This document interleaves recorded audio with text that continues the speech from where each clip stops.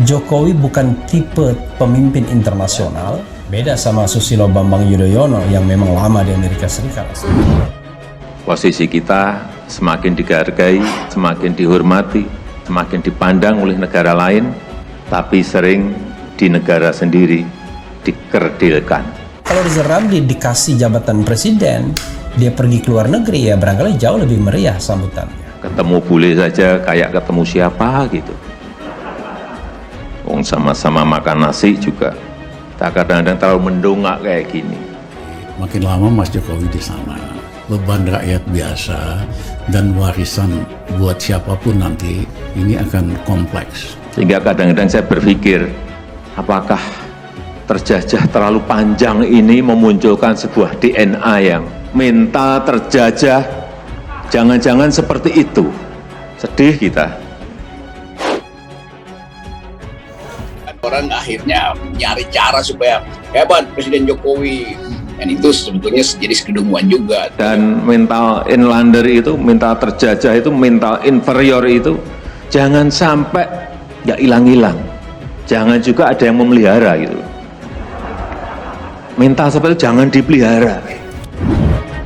Ya memang saya minta Jokowi supaya ngaca, supaya tahu diri, karena kinerjanya payah banget. Kepikiran saya, jangan-jangan kita memiliki mental inlander, mental terjajah, mental inferior gara-gara DNA yang diturunkan di dalam mentalitas bangsa kita. Karena 350 tahun kita terjajah. Sebetulnya kan ya biasa aja lah, apa sih G20 juga kan gede-gede. Padahal G20 itu kan nggak ada soal dengan pertumbuhan ekonomi, dengan kesehatan kebijakan. Saya tidak ingin mental inferior, mental inlander masih bercokol di dalam mentalitas bangsa kita. Kita menjadi ketua G20 tahun depan ya bukan karena lobby Presiden Jokowi. Ada yang saya rasakan yang berbeda kalau dibandingkan dengan summit, dengan KTT sebelumnya di pertemuan itu. Banyak sekali permintaan bilateral, banyak sekali permintaan pertemuan bilateral dari negara-negara lain, negara-negara yang hadir saat itu. Momen yang juga mengundang perhatian publik ialah keakraban Jokowi saat berbincang dengan para pemimpin dunia ini, seperti Scott Morrison dan Ratu Maxima. Yang unik karena menggunakan masker, Jokowi sempat tidak mengenali sosok Ratu Belanda ini hingga sang ratu harus membuka sedikit maskernya. Indonesia terlihat lebih keren gitu. Indonesia kayaknya sekarang sudah mulai diperhitungkan dalam dunia ekonomi, politik. Sebagai seorang presiden, dia sudah berhasil untuk menarik perhatian dunia internasional. Nah, Presiden Jokowi dengan segala hormat bukan tipe yang seperti itu, Sobat Era sekalian ya. Beda sama Susilo Bambang Yudhoyono yang memang lama di Amerika Serikat. Atau misal ya, orang seperti Anies Baswedan justru lebih hidup kalau di luar negeri. Karena dia lama juga di Amerika Serikat 6 tahun. Kemudian yang kedua, banyak sekali yang secara mendadak, baik waktu saya berdiri maupun saya duduk, datang kepada saya. Dan itu adalah negara-negara gede, negara-negara besar. Kepala negara yang datang. Ini ada apa? Perbedaan itu yang saya rasakan. Ratu Maxima juga menyebut aplikasi ojek online asal Indonesia menginspirasi untuk bantu UMKM di dunia. Inspiring examples I saw was in Indonesia. It's called Gojek. Gojek is a ride-hailing app which uses its digital ecosystem to help small businesses digitize their inventory management, marketing, payments, credits and sales. Now suddenly, these SMEs are connected to the larger world.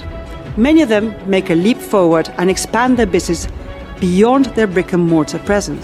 Karena keinginan untuk promosi lebih gede, maka akal sehatnya dalam beberapa detik lumpuh tuh. Tetapi yang menurut saya lebih penting adalah sebuah kehormatan Indonesia untuk menjadi presidensi, menjadi keketuaan G20 dan nanti kita akan menyelenggarakan KTT-nya di Indonesia, di Pulau Bali, dan juga di kota-kota lain selain Bali. Jangan juga lah para buzzer melebih-lebihkan. Kinerja soal ekonomi, sebelum pandemi aja udah rusak. Hari ini lebih rusak. Apapun yang ekstraordinari akan saya lakukan untuk 267 juta rakyat kita, untuk negara.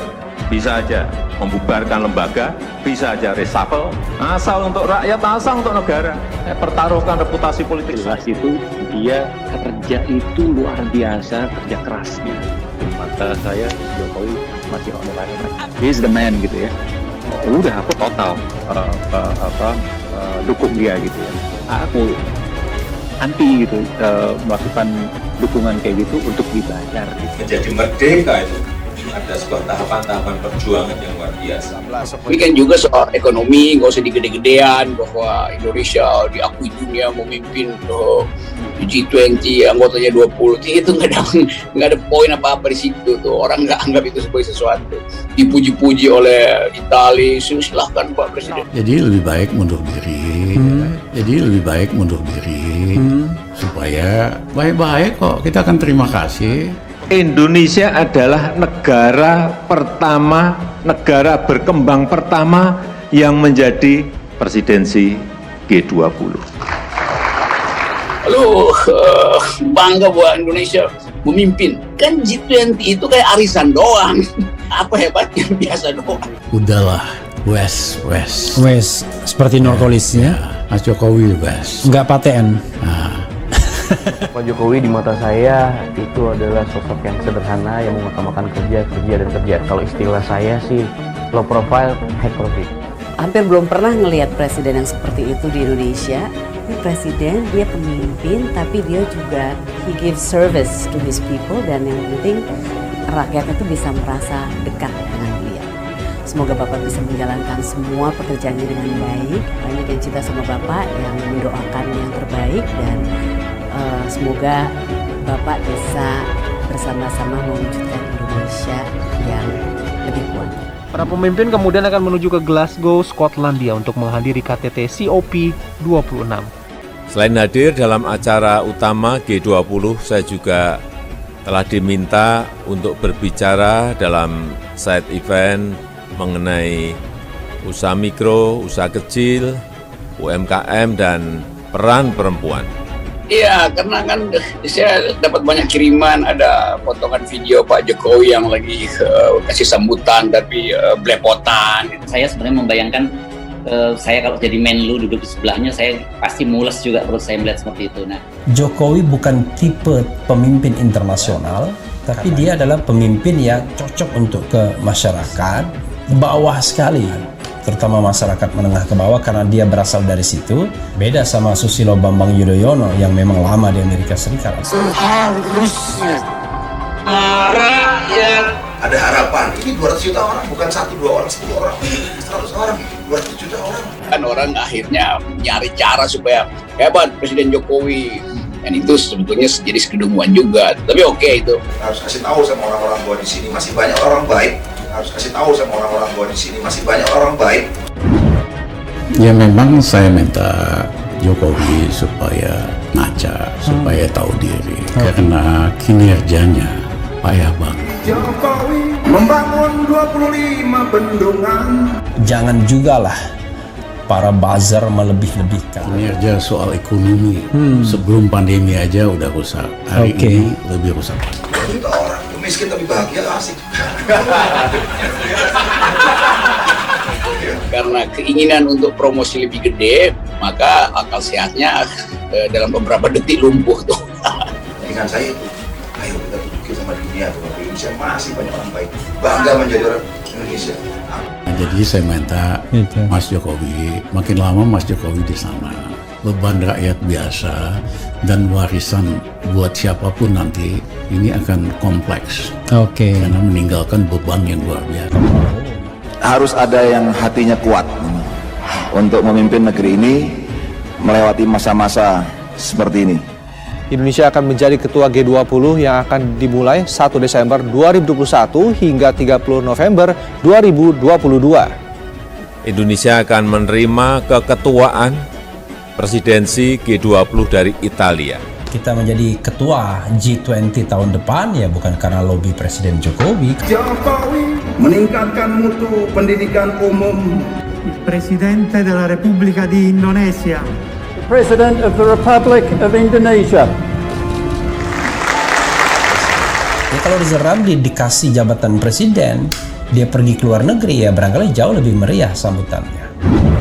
Indonesia merasa terhormat untuk meneruskan presidensi G20 tahun 2022 dengan tema Recover Together, Recover Stronger. President Joko Widodo of Indonesia.